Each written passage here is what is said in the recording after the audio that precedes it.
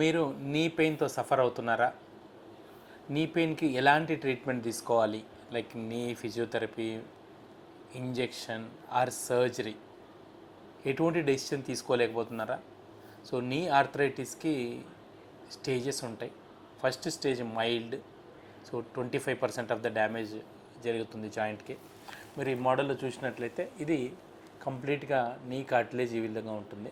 మనకు డ్యామేజ్ అయిన తర్వాత కంప్లీట్గా గుజ్జు అనేది ఈ విధంగా వెళ్ళిపోతుంది.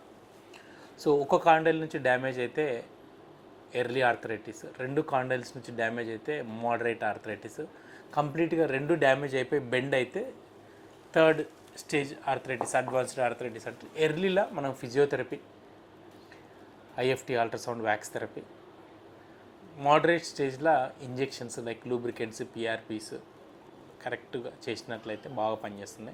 ఇంకా లాస్ట్ స్టేజ్ అడ్వాన్స్డ్ ఆర్థరైటిస్లో robotic knee replacement surgery.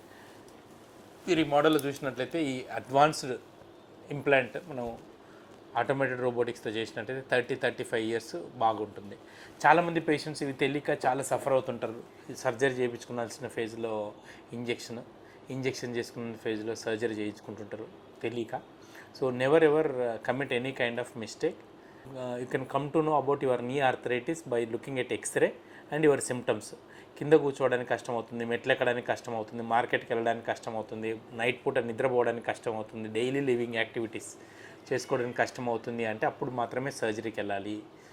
Early symptoms physiotherapy, moderate symptoms injection, advanced is robotic knee replacement surgery.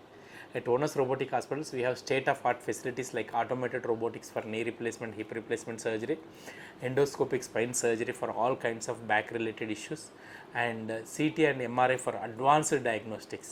So we are thankful to all our patients for making Onus Robotic Hospital top 3 robotic center for knee replacement surgery in Telangana. Thank you.